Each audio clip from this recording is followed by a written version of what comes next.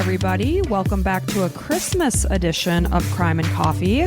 My name's Allison. And my name's Mike. I wish I had some jingle bells here or something. Jingle bells, jingle bells. Although when you guys listen to this, it's going to be after Christmas. It's going to be the 26th. Yeah, you're right. But we're recording this pre-Christmas. Hopefully everybody had a nice Christmas and Hanukkah and all that good stuff. We sure hope so. Whatever you celebrate. Whatever you're celebrating, we hope it was good. Yeah. It's nice to celebrate. It's nice to have something to look forward to. Absolutely. Otherwise, the days just start to run together and you say, F this bullshit. Yeah. The days are short, but the years are long. Or wait, no, the years are short, but the days are long. No, it's the days are long, but the years are short. Yeah, I just said that. Did you? Yeah. Oh. I think so. We'll review the tape later. Anyway, it's a good saying because it's true. Yeah, it's really nice to. What I'm already not looking forward to is the whole getting back into work and just working like normal hours as always and stuff, and not having the time off for Christmas and the whatever. So. And everyone just seems in a better mood at Christmas time. Yeah, we should always have some kind of lights on the house. I love it. Like Valentine's Day and all that. Remember when my mom was too lazy to take down the Christmas tree? And she's like, decided, we'll have a Valentine's tree. Yeah, Valentine's, and then we'll make it a St. Patrick's Day tree. And then, an Easter tree. And I'm like, no. Yeah, you're not going to do any of those She's things. like, and then it'll be a 4th of July tree. I'm like, absolutely not. Right. You're not going to do that. Yeah. I'm We're like, just take that tree down. Take it down, old lady. You got this. Get in there, you old bag. Right. Put her back in her hovel. So what's been going on with you this week, Mike? I see you're sipping on some decaf cappuccino. Yeah. We're recording this in the afternoon, about a 3 p.m. Recording time. So I'm doing a little decaf. I had probably 6 cups of coffee today. Are you serious? Maybe 5 or 6. Sometimes it just tastes so good, you just keep going. You ever have that? Crap. No, I never get more than 2 cups of coffee because I'm so busy. I was busy at work too. I work from home. You work in a hospital. So Yeah. I can, as I'm talking to whoever I'm talking to, I can walk over and start making my coffee, which I do quite often. The sheer volume of it, I don't think I'd be able to do. Well, you urinate about every 10 minutes. True. I pee maybe once a day. So. Like I say, you're like a camel. Right. But we're getting ready for Christmas. We're just getting our ducks in a row. Well, first things first, I'm going to go see Spider-Man tomorrow with our son and his friends. Yep, a boys' night out. And also one of his friends' dads, because one of his friends' dads was like, well, I'm going to go to it. And I'm like, well, I should go too, because I heard nothing but great things about this thing, the Spider-Man movie. Oh, you want to see it too? May as well. And Spider-Man's done a great job with marketing, like on Fortnite and stuff. Like they just it's all over. All these kids want to see Spider-Man. That's cool. And it's had like the best opening of any movie during COVID. Well, we like all the Marvel movies. Yeah, they're fun to watch. Family. And then we got the Boba Fett Chronicles coming up pretty soon. Exciting. On Disney Plus, so that's pretty cool. I'm one of those that was not at all into Marvel, but Mike's like, what if we all watch it as a family? Was it when COVID started? No, it was before, I think. Well, I think you might be right, but COVID was a good opportunity for us to really hammer out the movies one at a time. It was a fun family thing. There's no nudity or anything like that. Where you don't have to worry about it. Yeah. So it was nice. So I'm looking forward to that. Good. How's your week going, sweetheart? Working, just trying to get everything set before Christmas. I was cooking my butt off this weekend. I made apple cream pie like we talked about. I made homemade cinnamon rolls that look amazing. Let's see how they turn out. I mean, I hate to toot my own horn, but toot, they look good. Toot, MF and toot. Toot, motherfucking toot. I had to order a new pan because it turns out we didn't have a 9-inch pan. So. Don't you hate that when they're like, okay, we want a 9.5 inch by 9.5 inch? It's like, well, I have an 8.5. I'm like, no, it's going to be too tight. Yeah. It's such a good recipe. It's like, I don't want to mess it up with some stupid thing. So naturally you go on Amazon and a day later you have a 9x9 pan. Mike's like, what about Walmart? It might be cheaper on Walmart. Like, at this time of the year, I don't have time to be cost checking $1 here, $1 there. Folks, she's so mean to me. Please, somebody help. SOS. SOS. I'm being abused. If you're hearing this is me blinking. SOS. Please help me. Beep, beep, beep, beep, beep. Please. Yeah.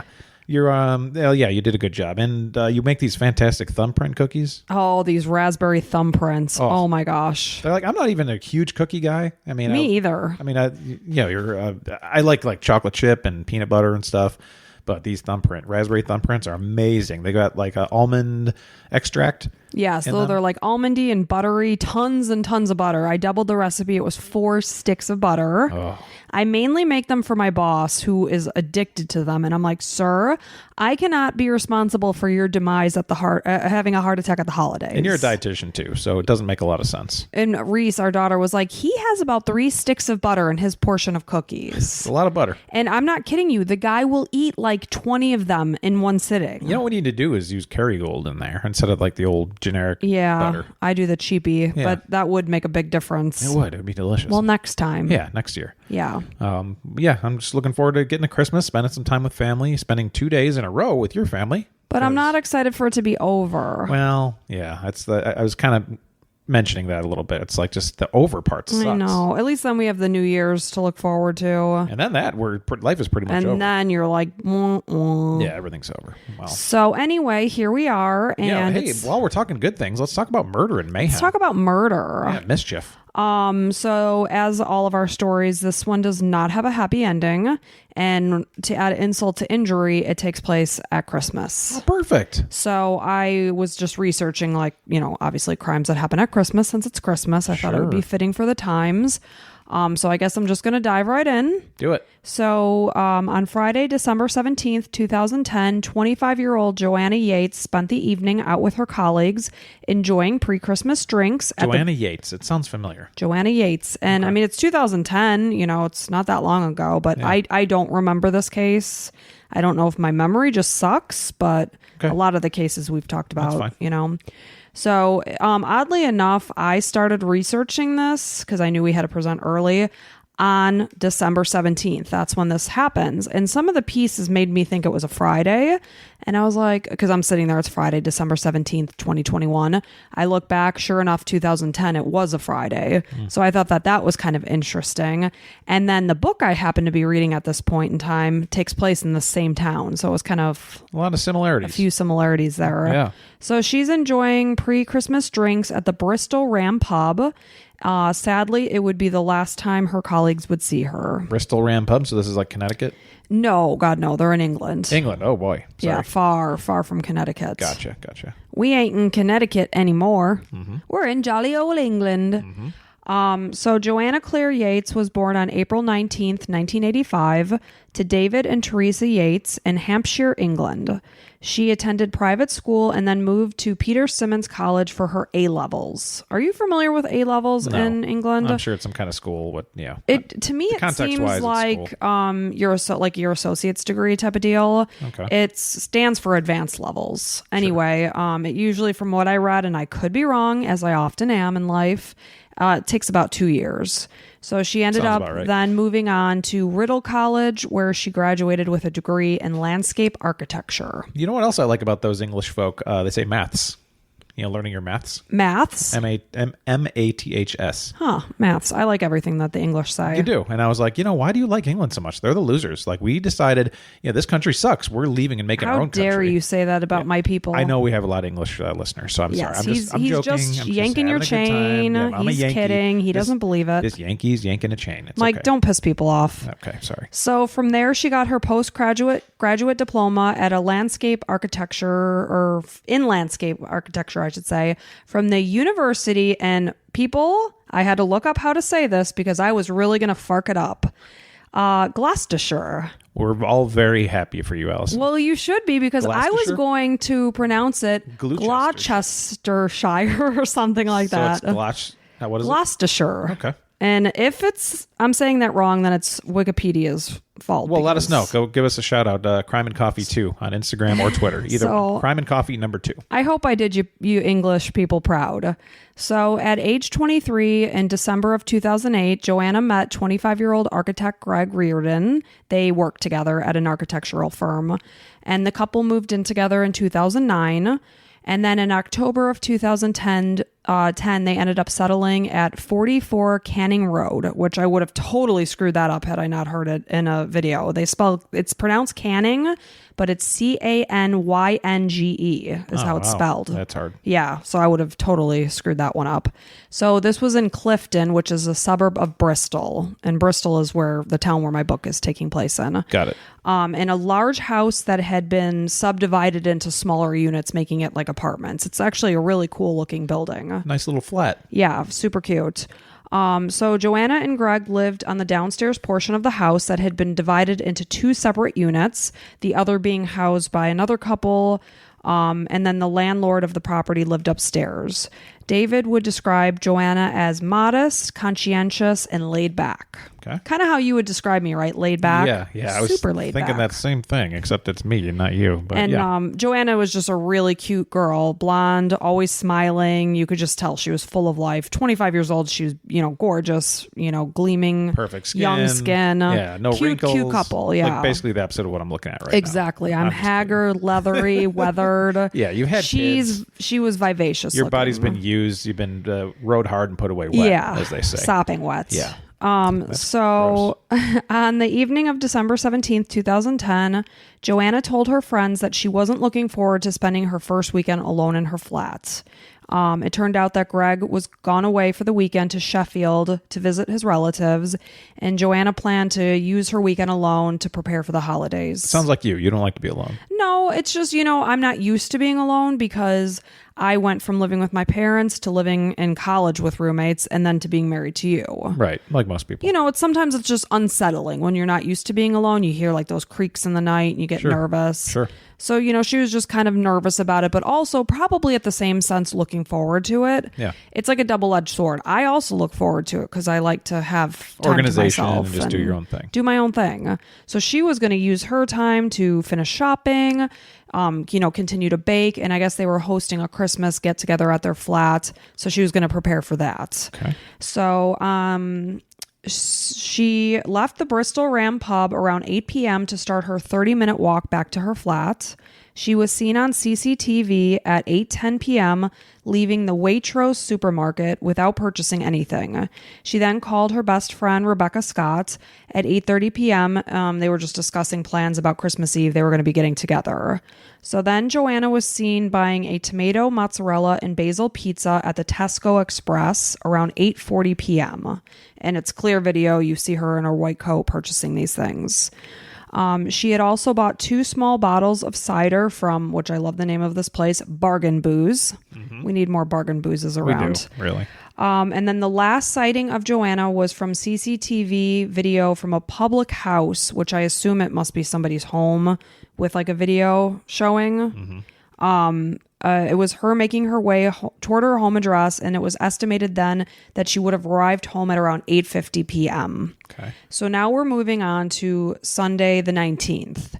After trying to call and text Joanna throughout the weekend without success, Greg came home at approximately 8 p.m. on Sunday. We're going from 17th to the 19th. Yeah. So this is a Friday that Joanna's out and about with her coworkers. Yep, got it. And then Sunday, Greg, her boyfriend, returns home from his weekend away. Got it. So like basically a whole day and a half to 2 days of actually exactly 2 days. Got it.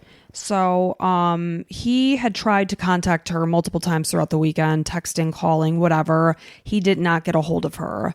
Obviously you start to make things up in your head. Oh, she's busy. She's getting ready for things. I'm sure he was busy with his family too. Yeah. Nothing huge rang out in his head. He came home at around 8 p.m. Sunday the 19th, only to find that the flat was empty. So while he's just waiting for her at home, his mind, I'm sure, is spinning, wondering where the hell she is. He called her phone, and I'm sure the pit in his stomach just tightened because her phone rang from the pocket in her coat that was hanging in the hallway. Ah, that sucks. Man, so like something I would be worried about, everything goes through your head, obviously. So you have the worry that, something happened to her, or like, did she leave me? Like, is this like planned that she was going to leave me? You hope that they're still alive. I doubt that this was a very strong suspicion. Right. It was more like probably worry. Yeah. Where is she? Right. So not only was her cell phone there in the flat, but he also found her keys, her glasses, and her purse. Wow. Girls do not leave the house without their purse, without their phone. Right. It's just one of those things. Unless, of course, you're literally running to tell somebody something. I can see forgetting your phone and taking your purse and Sure. getting something at the store, whatever. Of course, we've all driven away and been like, damn, my cell phone. Yeah. But you're not going to leave the house without forms of payment and identification unless you're coming right back. Like right next door or something. Exactly. So even more worrisome was the fact that their cat Bernard seemed to be neglected and not had been fed. And she would have never done that. They loved their cat. She was never going to not feed it. Right. So he's home now from 8 p.m. It's now 12:45 a.m. on the 20th.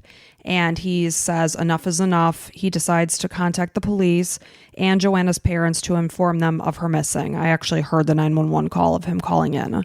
And, he sounded very calm, but of course you're still trying to keep it together and hope that everything is okay. Yeah, I'm sure there's a reasonable explanation for this. Let's get her found. Yes, exactly.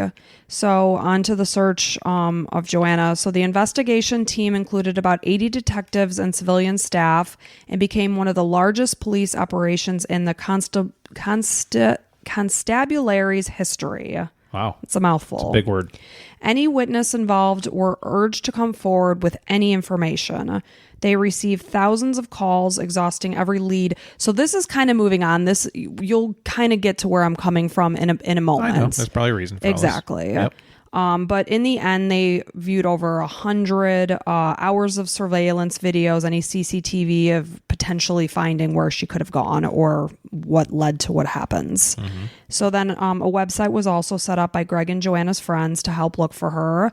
And then on December 21st, 2010, Joanna's parents made a public appeal at a police press conference for her safe return, saying, "Joe, whatever the reason that you haven't been in touch for the last few days, we want you to know that we love you dearly and we are desperate to know that you are safe and well." So was it a possibility that she could have just taken off? I'll tell you more about that. Got it. No. The answer is no.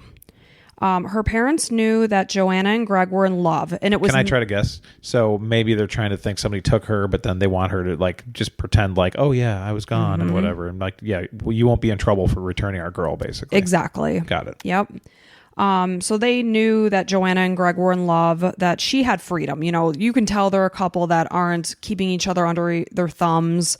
He was away for the weekend visiting his family. She's out at the pub with her coworkers. A normal, healthy couple that isn't keeping each other in a cage. Right. So there would be no reason for Joanna to just up and go away without word because she wasn't under lock and key. Yeah, everything was open, a good, nice relationship. Yep. So she had no reason to go away without her things and without word to her friends and family. Joanna came from a stable background. She was close with her family. She was in a solid relationship with Greg. Her future was exceptionally bright. She was 25 years old.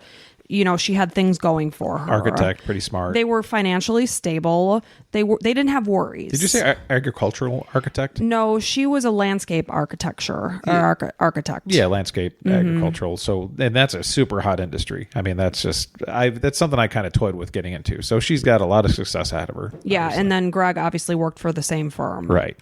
So that's nice and convenient to be able to have that. So Christmas was approaching and her disappearance was completely out of character. Her father felt that she was absolutely abducted from her flat as she got home the night of the 17th. There was no doubt in his mind that that's what happened. So she came in, yeah, and You'll see more about why he thinks this. Well, I mean, all her stuff's there. And obviously she came home. Right. Mm-hmm. Ugh, that sucks. You think you're safe in home, Well, she reached home, It's like, I'm home. Yeah. Safe. On some TV, whatever, and we're good to go. On December 23rd, another press conference was broadcast by Sky News and BBC News. Joanna's dad, David, said, "I think she was abducted after getting home to her flat. I have no idea of the circumstances of the abduction because of what was left behind. I feel sure she would not have gone out by herself, leaving all of these things behind, and she was taken away somewhere." At the same time, they didn't take her wallet or anything, right? Nope. So it was just for her. They wanted wanted to take her. Yep. That's sick. Yep. Her mother, Teresa, begged that she would be returned safely. She was absolutely hysterical, tears streaming down her face as she pleaded that whoever may have taken her, please bring our dear girl back safely. So automatically you go to every single person that they hung out with and try to find the missing link. Like, who was it? You know, the relationships, like we've talked about in a lot of our episodes. Look at anybody she had a grudge with, anybody, a former boyfriend, somebody that's jealous, like whatever. Yeah, and Joanna seemed like the type of girl that, you know, everyone got along with. Right. And I'm sure she had a lot of suitors and stuff and whatever. She had been with Greg. I mean, they were very serious. No, I don't mean like she's been with a lot of guys. I mean just that, you know. Sure, in the past. Yeah, no, just that any guy would probably love to date her or whatever. You know, probably Pretty had a crush girl. on her. Yeah. Sure.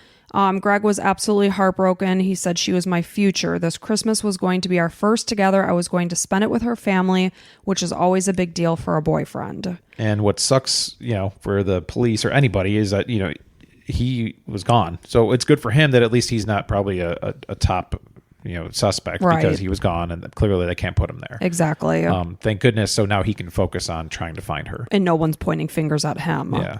The fact that all of Joanna's personal items had been left behind in the flat was very unsettling. Early on, the police believed they were dealing with a murder versus a missing persons case. It was pretty clear that things were likely not going to end well. Yeah. I don't know how many cases it is that somebody's being held somewhere and then they get out without, you know, foul play. Yeah. But they didn't have a good feeling about this.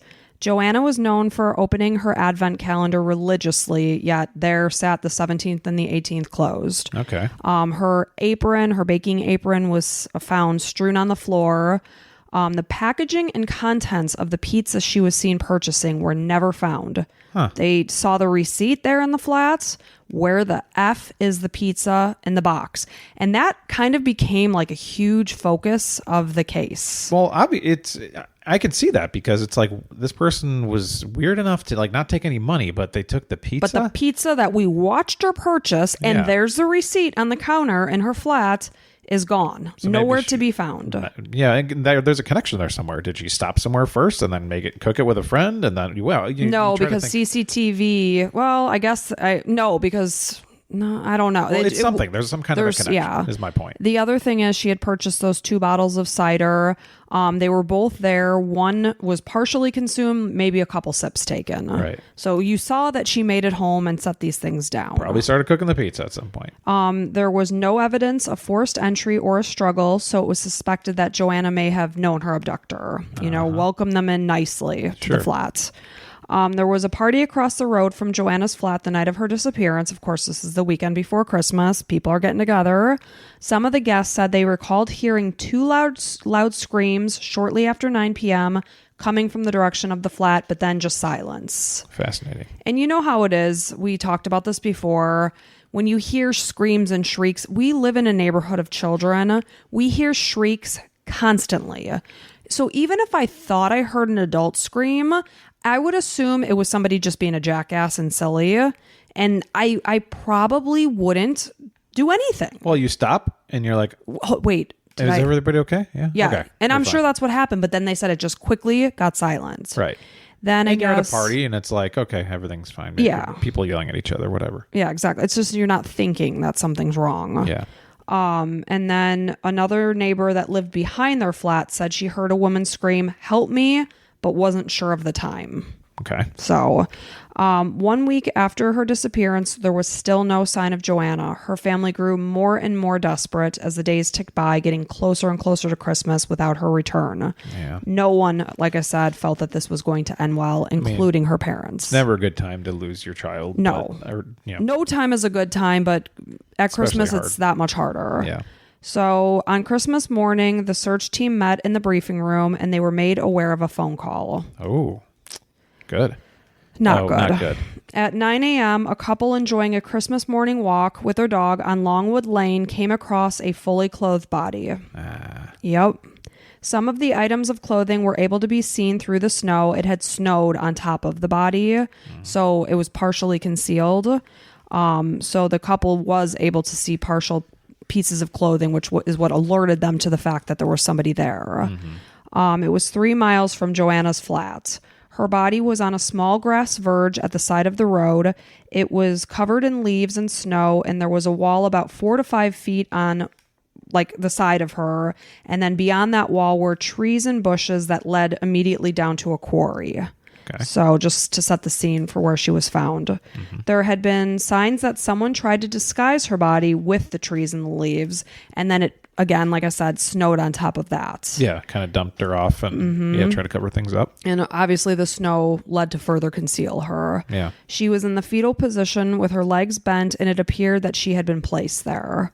Joanna's parents were obviously devastated, being told on Christmas of all days that they may have found their daughter's body. Yeah. At this point in time, they were not confirming it, but it certainly didn't look good. Sure. The police now focused on finding out who did this. Joanna was found fully clothed, other than one missing sock. Her bare foot was clean. Her other sock was free of any debris, which suggested to them that she had not walked there. She had been placed there. Okay. The thought was that she was put into a car and driven out there. The crime scene manager decided not to put a tent over her body. He wanted to keep the temperature consistent and not raise the like ambient temperature and thus encourage the snow around her to melt. They wanted to try to preserve the crime scene as much as they possibly could, gather any evidence they possibly could without it like running away, like hence melting. So that was a decision they made. There was blood seen on the wall that was right near her, and it wasn't blood spatter. It was like transfer blood. And transfer blood. Yeah. Oh, so like, yeah, while she was scraped up against it or something. Exactly. So the location of the blood, it was towards the top of this wall I was referring to, and it indicated that somebody likely tried to unsuccessfully put her on the other side of the wall, which would have concealed the quarry side versus the road side. Had they been successful, it probably would have been a very long time until she was found. Well, that's my question. Like, once you said quarry, like, why wasn't she in the quarry if you're trying to get rid of a body? Well, she's, you know, a 25-year-old girl who's around 5'4". I would imagine she's a slender build, but, you know, I'd have no problem lifting 150 pounds. And I would imagine she was probably somewhere around 130-ish pounds. Well, this is the thing, too, that leads to evidence of what kind of person this was. I mean, a smaller person, I would guess. So any man, I mean, I'm a pretty big man, but any larger size man could definitely pick up 150 pounds. Yeah, I mean, I don't know. I've never tried to lift. You know, obviously, I'm only about 130 pounds myself. Yeah. But I don't know what this situation looks like. Interesting. Joanna's body was frozen, so DNA recovery was more challenging. There was DNA found on the back of her, the knees of her jeans, like as if maybe somebody carried her with, like you would a child. Yeah. You know, that's exactly what I pictured. Kind of like cradled. Take him out of the trunk, take her out of the trunk, and lay her down or whatever. Yeah. And also on the fly area of her jeans, there was Geez. It was not her DNA, and it was also unrelated to Greg. Foreign DNA was also found on areas of her bare skin where the person was likely holding her hands or whatever. Whatever struggle. Exactly. A couple of days later, after post-mortem results had come out, a press conference was held letting the public know that this was a homicide. There was a killer now on the loose. There were 43 injuries to Joanna's body, but the pathologist concluded that Joanna's cause of death was strangulation. That was my first guess. Yep. The autopsy also showed that she never ate the pizza that she was seen purchasing. It was no contents of the pizza. I don't mean to laugh, but that's crazy. That to me, that's insane. Like I can see why the pizza caused a tizzy, right? Because it's like, where the hell? You see her in the video. Where the hell is the pizza? Yeah. Well, I will tell you in the end. Oh, good. Yeah. There was no evidence to show that she had been sexually assaulted. Thank goodness. Oh, you hear about the DNA on the zipper. And I know. It's like, oh, come on. Yeah. Nope. Okay. So now it's time to find out who the fuck did this to her. Yeah.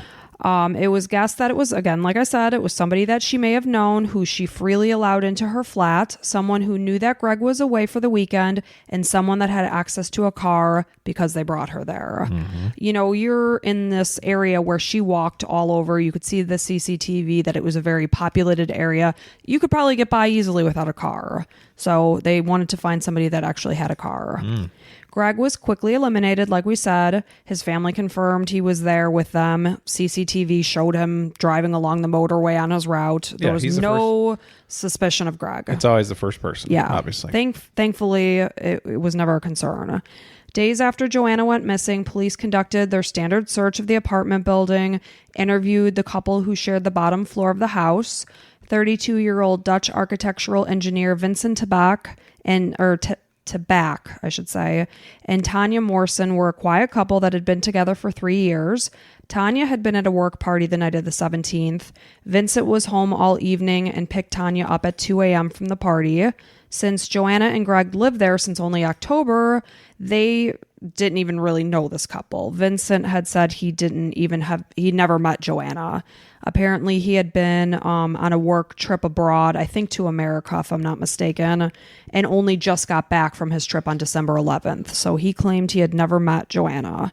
But did he hear anything or anything? He did not say he did. Yeah. Shortly after Joanna went missing, Vincent and Tanya traveled back to see his family in his hometown of Holland. Joanna's landlord, Chris Jeffries, Chris as he was often referred to, Chris Jeffries, was questioned and said that he arrived back to the property around 9 p.m. that night, right around the time Joanna would have come back from her walk. Yeah. He said he had just come back from the gym. He said that he parked in the road, walked up the driveway and into the house where he spent the rest of his evening in his flat. Chris Jeffries lived in the same building, obviously. He was the landlord. He had the keys to every single apartment. Okay. When Greg returned to his flat before heading out for his weekend to Sheffield, he couldn't get his car to start. So he actually asked Chris to help him. So it would be assumed that maybe he had told Chris that he was going away for the weekend. As you know, he's helping him jump his car. Oh, yeah, sure. I got to get this thing going. I'm going away for the weekend. Yeah. So it was suspected. And I don't know if Greg confirmed or denied that he did tell him that. Mm-hmm. But his alibi, of course, he's just saying he was home that evening by himself. Anytime you're home alone, it's not a very strong alibi. You have nobody else to confirm that that's the case. And now if he didn't do anything, that sucks because you're a suspect. Mm-hmm. And that's why, I'm so just generally worried about, helping in a, I've never had to, thank God, had to help in like a murder investigation, because if you're talking, they know you and then you're going to be looked at somehow. Exactly. Like if somebody dies across the street, it's like, man, if I'm here by myself, they're going to look at me like I killed somebody, and that sucks. It's scary. Yeah. Because you never know what can happen, because we do hear about innocent people being sent to prison. Well, that's why I'd almost be like, no, I'm not talking to anybody. I don't know. I know, but again, you do want to help, but he didn't really hear anything. Right. Okay. So Chris gave 2 statements to the police detailing what he recalled of that night. He recalled coming back. He seemed vaguely aware that others were walking down the side pathway from the house. Some of the police in one of the documentaries I watched thought that he was trying to fluff up his recount of this to try to maybe get the eyes off of him. Uh-huh. So anyway, the investigators did feel that he fit the profile for somebody who could have done this to Joanna. Interesting. So there must have been something in his past, like some kind of a womanizer. There really wasn't. It was just this thing of what they thought he would look like or something. What is the profile? That he's a guy that lives in the building? So I mean, I guess, and he has the keys, and he was home alone, doesn't really have an alibi. They don't have anywhere else to go, and that's exactly. the problem. So on December 30th, 2010, the police came to the flat and arrested Chris Jeffries for the murder of Joanna. Wow. Chris was absolutely stunned by his arrest. He was later told that they had CCTV footage of a car that resembled his, driving across the bridge the night of the murder that would have potentially led him to where Joanna's body was found. Okay. And despite Chris's name never being released to the media, it was quickly figured out who he was, just based on it's somebody that lived in our building. He's about yada yada age. The media had a feeding frenzy, just blasting this guy's name and face all over the pages of the newspaper. Jeez. Absolutely destroying him and his character. They called him a creepy weirdo, lewd, peeping Tom. filled the papers God. with damning information as public enemy number one. Now, the way you're talking about this, it seems like he's not the one that did it. We will see. The way you're the way you're talking about it makes it seem like he didn't. So I don't know whether to get mad or not. So Okay, I'm just going to let you keep going. Hold off on that.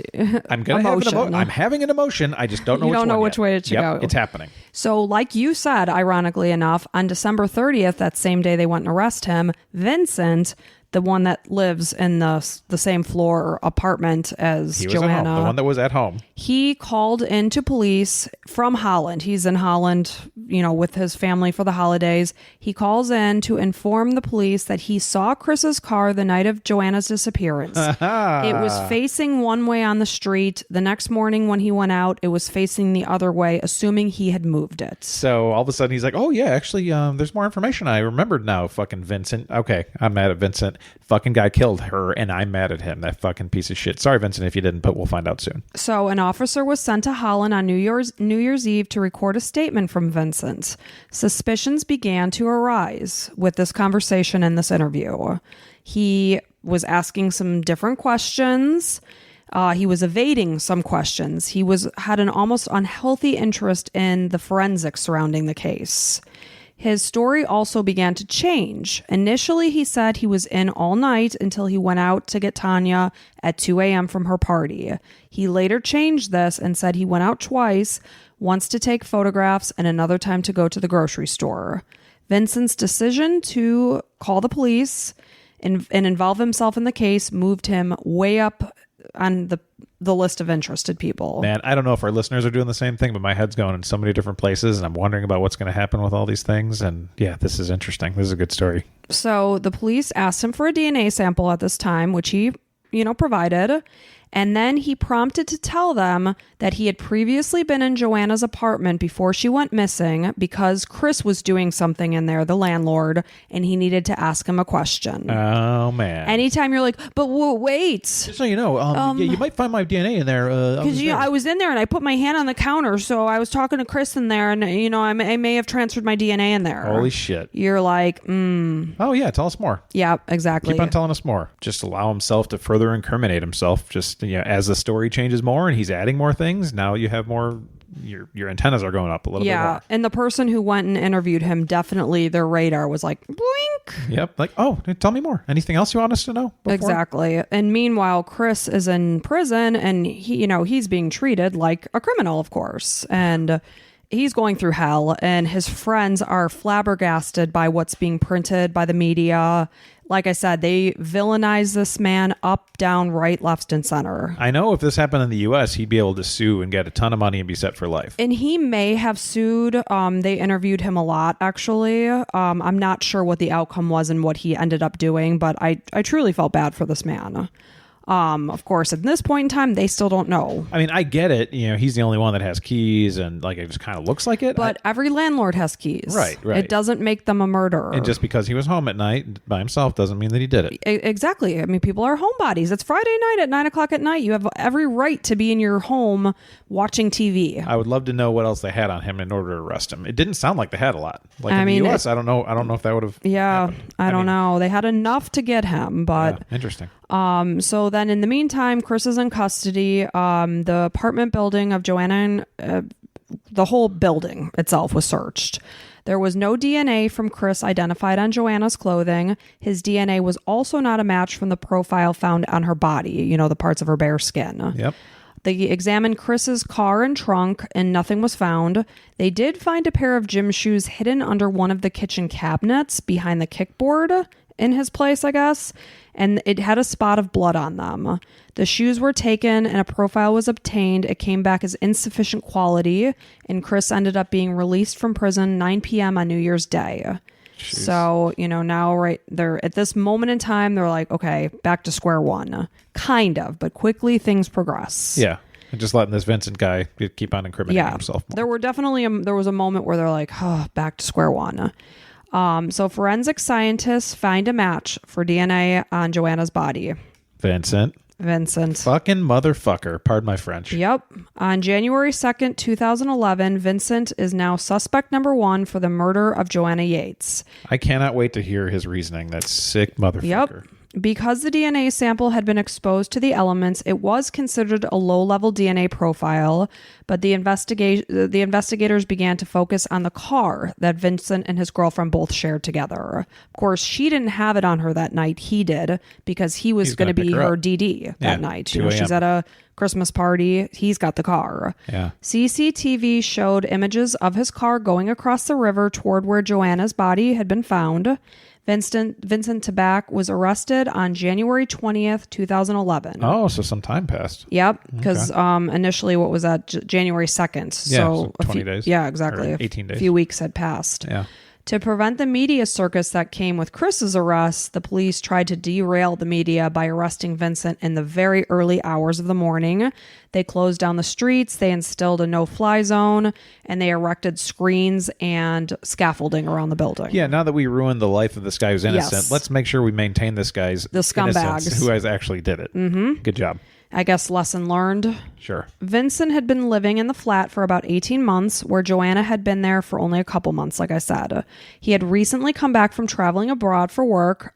He was 32 years old. He came across as being polite and well-spoken. Just the day before Joanna's murder, Chris was trying to get his car up the drive, which was kind of sloped. It was very icy. He was having trouble. So he knocked on Vincent's door, asked him for help. Vincent was more than happy to help. Once they got the car successfully up to the top of the drive, Chris turned to Vincent and said, "Thank you." And Vincent replied, "Of course. What are neighbors for?" So he was an approachable guy that, help somebody that wanted to help. Yeah. Exactly. Vincent was the youngest of 5 siblings born in Holland. He was very shy and introverted. After he got his PhD, he moved to England in his late 20s in 2007. The girlfriend that he had at this time in the UK was really his first serious girlfriend. I guess he was pretty inexperienced when it came to the ladies. Mm-hmm. When police spoke with Vincent, he happily provided his statement. Nothing initially made them suspicious of him, because of course they spoke with him. He frickin' lived right across the hall. Yeah. Did you hear anything? Did you see anything? So he provided his statement. They thought nothing of it when they first spoke with him. When Vincent was arrested, all of his electronics were taken and searched. It was found that 6 days before the discovery of Joanna's body, Tabak was doing a street view search of Longwood Lane, where her body was found. Yeah. They had zoomed in on the area basically where her body was found. The same day he was researching forensics, Joe, Bristol. He was also looking at body decomposition times, was in his research queue. Mm-hmm. They found a lot of extreme pornography on his laptop, videos and images of women being subjected to extreme violence, including strangulation. And most of these women were blonde-haired, and that's what Joanna was like as well. Yeah. Mm-hmm. Okay. He had no previous convictions, was well respected at his job. That's the hardest part. Mm-hmm. Usually they find these guys that have had a record, or that's why their fingerprints are in the database. Yeah. I mean, he had a girlfriend for a few years. Yeah. They were like in a solid relationship living together. He denied having any involvement in Joanna's murder on his arrest. His car was searched, and multiple fibers from Joanna's search, from Joanna, were found in the trunk of the car, along with a single fiber from bedding from her flat. They also found fibers that matched the bedding from his flat. It was examined for blood and other fluids. Blood was recovered, and it matched Joanna's blood. Next, Vincent's coat on his bed. In the trunk. Okay. Mm-hmm. But his bedding was found on Joanna. Great. And then his coat fibers were also found on her. Or I should say, her fibers were found on his coat. Ah, okay. Yes. It was clear that she had been in the trunk of his car. Yeah. Yeah. Of course, they call it the boot of his car. But really? You don't know that they call the trunk the boot? No. Oh, my. Come on. Interesting. So this is obviously a huge breakthrough in the case. They've got their guy. They got their guy. Yeah, he did it. So on January 24th, 2011, Vincent was charged at Bristol's Magistrates Court and immediately taken to Bristol Prison. Chris Burke, who was the prison intelligence officer at the time, said at the time of Vincent's booking that he was grinning and looked lost, so he either found the situation amusing or he's one of those people that when they're uncomfortable, he just smiles. Yeah. I can't imagine that. Exactly. Or trying to do the whole insane thing. He wasn't doing that. Okay. So Vincent told the prison chaplain that he was going to plead guilty. When the chaplain asked if it was to do with the girl from Bristol, Vincent answered yes. When he asked if he was sorry for what he did, he said yes. On May 5th, 2011, at Central Criminal Court in London, Vincent confessed to killing versus murdering Joanna Yeates. He planned to plead guilty to manslaughter, that it was an accident and he had no intent to harm and kill her. The police believed that this was an absolute lie. Yeah, get a little lighter sentence. They thought that he absolutely intended to kill Joanna and that he did it for sexual gratification based on the findings from his laptop. His laptop indicated that he would often research Joanna's case and then would switch right on over to his violent porn. Wow, so jerking it. Yeah. Well, he didn't do anything to her. That's the interesting thing. Right. No. Wow, interesting. Well, I mean, I'll give you a little bit more information, but there's a lot of unknown. Yeah. Those that knew, so what he said basically was that, so anyway, the whole thing about the porn on the computer and that he got sexual gratification from this, that, or the other, having porn on your computer is not illegal. So basically it was not going to be allowed to be used in the case and presented to the jury. You know that more than anyone. You know me, Mike. Yeah. I'm always just looking at porn all day long. Right. Allison, what are you doing? You know me, Mike. I'm looking at porn. So they didn't allow that. No, it was considered to be too prejudicial to the case. Sure, I can see that. There was nothing illegal about this. It wasn't child porn. It was, consenting adults on a set, a movie set. Right. And then, where am I here? Vincent had admitted to being attracted to Joanna. He also said he knew that she was going to be alone that weekend, as Chris, the landlord, mentioned it in passing. So because Greg, yeah, we hung out with Chris, then Chris knew that. That and sucks. it's just a house that's not huge, so people know each other. Yeah, of course. So he's like, oh yeah, Joanna's blah blah. Who knows? Yeah. On October 4th, 2011, the trial begins. It was going to be deemed, was it going to be deemed murder or manslaughter? I guess we'll find out. The defense presented that Vincent passed Joanna on his way out to a supermarket and she acted flirty, inviting him inside for a drink where he misunderstood her signals, saying that he tried to kiss her and she screamed. Oh, get the fuck out of here. Get the fuck out of here. Yeah, nice try, asshole. You wish. He said he put his hand around her neck, trying to quiet her, and accidentally caused her death. Oh, yeah. She was screaming, so I accidentally got her neck instead of her mouth and really squeezed hard, thinking that was her mouth. Compressed her ability to breathe. Yeah. He denied that there was a struggle, saying that the marks on his arms, which were most likely defense wounds, were nothing, because I guess he did have scratches and abrasions on his arms. He told the court that he was in a state of panic after he dumped her body, but before that happened, he said that he only held her by the neck with minimal force for about 20 seconds. Right, and that's, as we know from all these cases, it takes a long time to kill somebody. What did they say, like 8 minutes or something to truly cause somebody to die from strangulation? Because first they pass out, but they're not dead. And then you got to keep on holding the oxygen from their brain so that they die completely. Minimal force for about 20 seconds is what this asshole says. Yeah. Those that knew Joanna knew that he was absolutely full of crap, that it was not in her character. She would not have invited this man who she did not know into her flat and been flirty with her. Like, she was in love with Greg. Yes. She wasn't trying to get some side piece. No. She was trying to go home, eat some pizza, and drink some cider, wrap some presents, maybe pop on a Christmas movie. Sounds like a lovely evening. Exactly.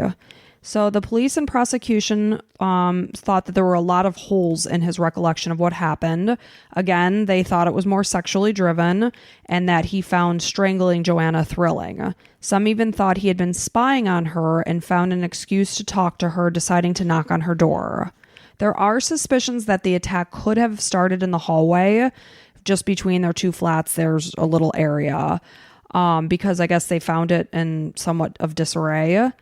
And then it said that one of her earrings that she was believed to be wearing that day was found under her duvet, which indicated that he may have gotten her into the bedroom. There's also an hour of missing time before he put Joanna into the trunk of her car and drove away. So what the hell happened in that time? He's doing something. To Exactly. Her jeans had not been tampered with, though her shirt had been pulled up above her breasts, exposing part of her right breast, and a sample of Vincent's DNA was found on her chest, but they couldn't determine where the DNA came from. So it could have been jizz. It could have been. Or semen, sorry. Which is just disgusting. I mean, there's no doubt in my mind this guy like raped her or something. Like, he had to. Well, he didn't rape her. Oh. It was like... But there, you don't have DNA. I guess, okay. I don't know. I'm her not a jeans were forensics never guy. tampered with. Her undergarments were never tampered with. She had no signs of sexual assault in the normal fashion. Okay. Could he have lifted her shirt and, pleasured himself? Absolutely, yes. Okay, got it. Is that a fact? We don't know. Right. So Vincent was telling his story on the witness stand and was then asked to relive in his mind the 20 seconds he held Joanna's throat.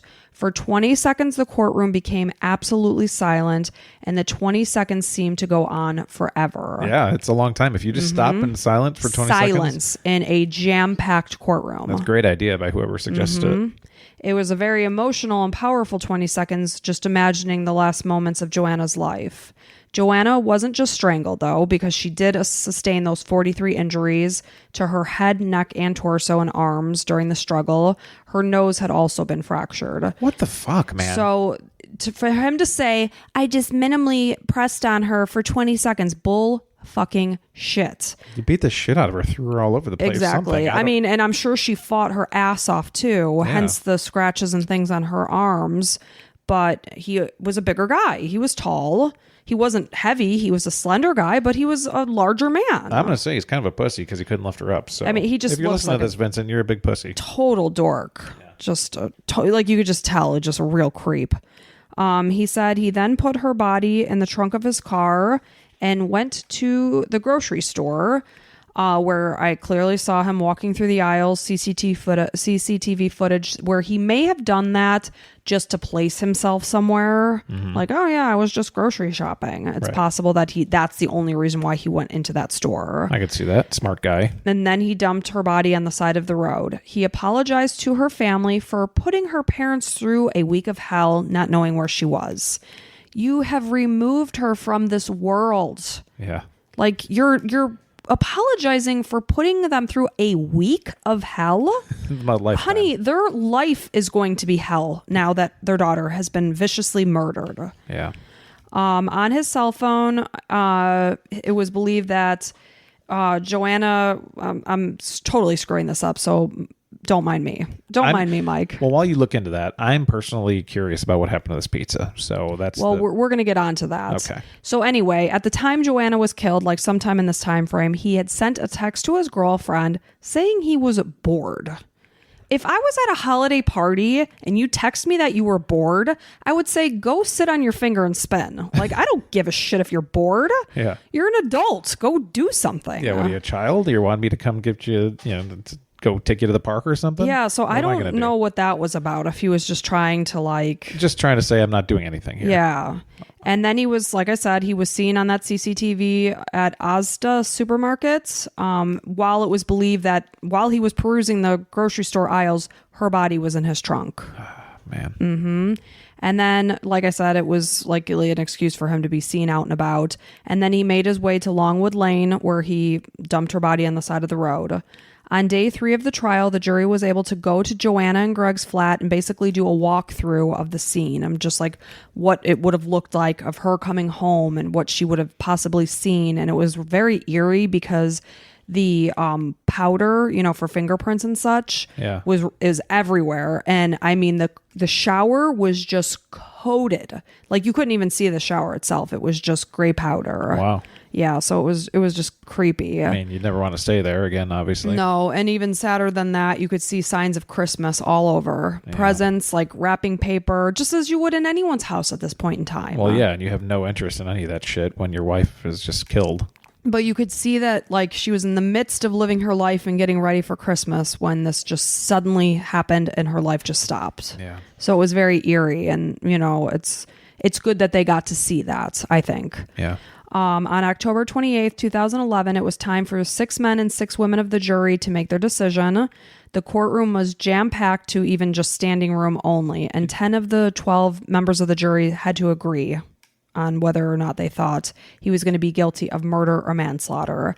And they said while they waited to make their decision and walk up there and read it, that you could have heard a pin drop in this courtroom. So do they have to confer with each other before they go up there? Yes. Okay. And then so they were like, okay, officially something's been decided. Yep. Okay. And 10 of the 12 had to agree. Okay. So they decided that Vincent, that motherfucker, was guilty of murder. Good. Yep. Because he was. He was sentenced to life in prison with a minimum of 20 years, which again, I don't understand that wording. Good behavior, 20 years. Joanna's memorial service was held at a parish church in the Bristol suburb where she lived, and her funeral took place near her family home in Hampshire. Joanna's father, David, said she loved Christmas. That was her best time of the year. She loved playing games, cards, and being competitive. She enjoyed the whole razzmatazz to do with Christmas, and that's why being found on Christmas Day was so poignant. And you have to imagine that. How does this family ever celebrate Christmas again? Right. You don't. Well, you can remember her. I mean, that would be the best way to do it. You have to celebrate her life. Yeah. And that she would have wanted to do this, that, and the other. Go look at Christmas lights, go shopping, go, and really just celebrate who she was. Make her favorite meal and stuff. Remember her. It's an extra special remembrance. And it sucks. At least you got to spend the 20 plus years with her. 25 years. Yeah. And that sucks. But that's the only option. Otherwise, you just feel like they feel like shit regardless, but at least they can come together every year and kind of celebrate her life that she did end up having. Yeah, and they also commented just about how Greg just held himself up so well and was just a great guy throughout everything. He kept it together when obviously just sitting in the courtroom with Vincent, like you want to rip his face off. Of course. You think of all those things like, with people getting back at the murders of their children or whatever. I would want the same. I'd want revenge on this piece of shit. And to have that kind of control and, kudos to him. He kept it together and maintained his composure. He was respectful. Like he was just a really great character. And he did say that he would they were in a very serious relationship and it was likely going to lead to marriage. And he took that all away from them. It's just so sad. Well, there's nothing he can do. I mean, he could. What is he going to do? Kill them and then be in jail ruin himself? His own life. And then kind of, she dies for nothing almost. Kind of, well, not for nothing, but I don't know. Yeah, try to do the best you can. Put your best foot forward. Mm-hmm. That's the harder thing to do. So I know we were talking about the pizza. Yeah, please. So what happened to the pizza? So Vincent admits that he ate the pizza, but he denied that it was hers. It's like, okay, show us your receipt or show us where you were in that store to buying the pizza. He said he took the pizza in the box from her flat and dumped the box in a municipal bin. But the prosecution absolutely suggested he ate it. So maybe in the hour that she was in his flat, he cooked the pizza? Right. Ugh. I don't like. I wish I knew the whole story. I wish he'd come out with it, and say what he did. Those are the most satisfying. It sucks because regardless, she detailed. still died. Yeah, right. And then the partially consumed cider. It was possible that Joanna had taken the sip before she was attacked. Vincent claims that she offered him a drink, but he denied it, saying he had to drive later. Mm-hmm. And then, of course, she was found missing her sock. Vincent said that the sock fell off in her flat. After he had moved the body to his flat, it had come off in her apartment, and he went back to her apartment, retrieved it, and put that sock in a municipal bin. So he killed her in her apartment? Yes. And then there wasn't much of a struggle, though, in the apartment, right? Or I guess they didn't find much? They didn't find much, no. I mean, it could have happened where she was flailing and kicking like crazy, but not a lot of things were being torn down. Yeah, we know she fought. If it was in the middle of the floor or something like that, there weren't a lot of things to get kicked over or knocked down. Yeah, depending on the size. Exactly. And then he brought her back to his flat where he ultimately then put her in the trunk of his car. Yeah.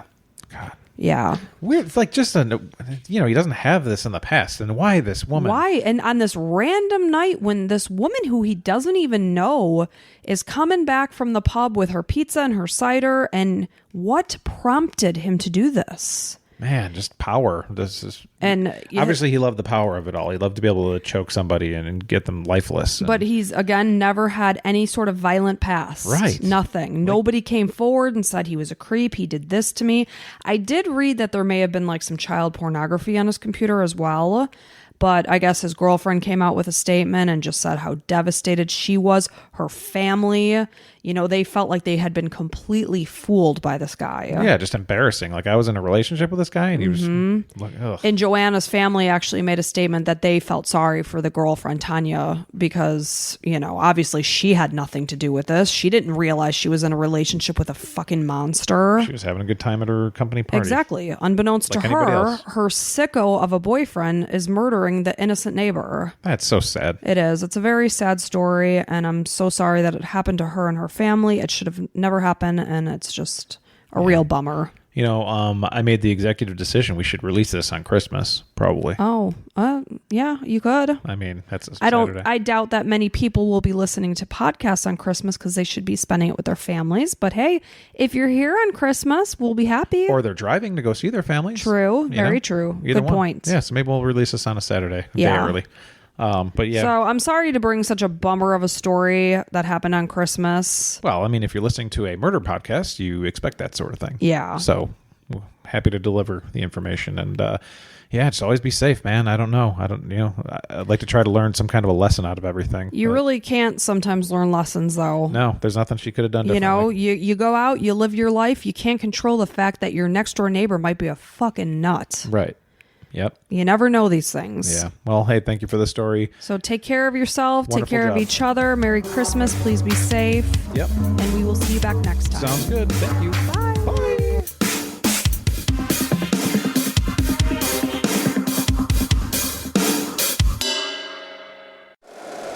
If you like the show, please take a moment to rate, review, and subscribe. It really does help the show to grow.